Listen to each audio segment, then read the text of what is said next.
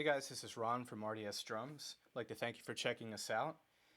Right now I'm going to show you how easy it is to get started with these versatile loops by bringing them into your DAW. Right now I'm using Pro Tools, so first we'll import the audio into the session. So basically it'll ask you where to pull it from. The folder that I sent you will look something like this, where you'll have a subfolder with a bunch of different grooves. And basically from here you can go in and audition the grooves before you fly them into your session. Typically what I do is I'll start with like the ribbon mic behind the kit because it's the cleanest sounding one, and I can take a listen here.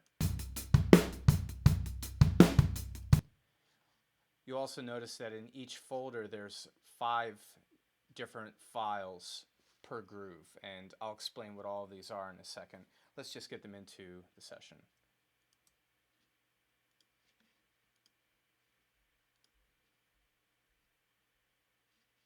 Alright, so at this point, since we're getting started, I like to use these as bring them in as new tracks first. Once I start to add different fills and different grooves on top of this one to build it and sculpt it, I'll usually bring them into the clipboard and then attach them to these new tracks that we're setting up right now. Okay, here we are. So now, if we select all, I'm just going to bring down the volume on all these and bring them in one at a time and show you what they sound like. Starting with the ribbon behind the kit, it's basically a Reslo ribbon mic from the 50s over my shoulder, a little bit of EQ on the console, a little bit of compression, but super dry, very vintage sounding.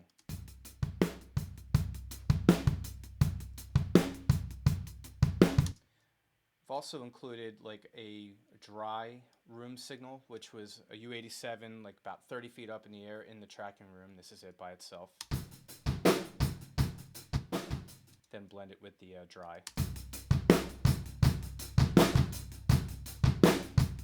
You hear it's got about a 20 to 25 millisecond delay.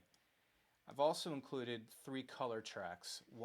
This one right here is the hyper compressed room sound that I use a lot of EQ and a lot of compression. It's super gritty and bombastic, and it's right in your face. It sounds great. Take a listen. You can blend those all together right here.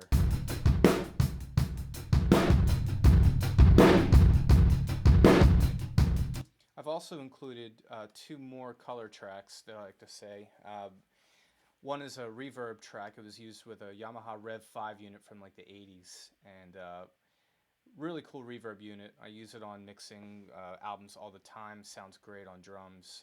And this has like an 8-second decay time on it, so it's really loud and boomy. Sounds great with the dry track. Let's take a listen.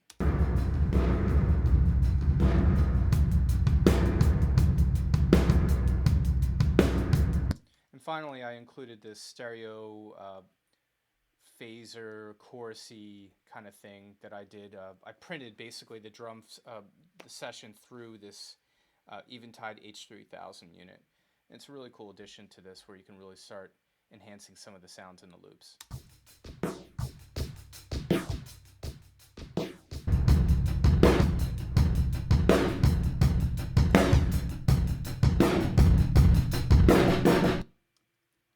So that's it. Now you're on your way to creating your next production. The next one I will be putting out will show you how to manipulate these sounds further, how to build the loops, and using Elastic Audio is a great tool to really come up with some creative ideas. Thanks again for checking us out, and I'll see you soon.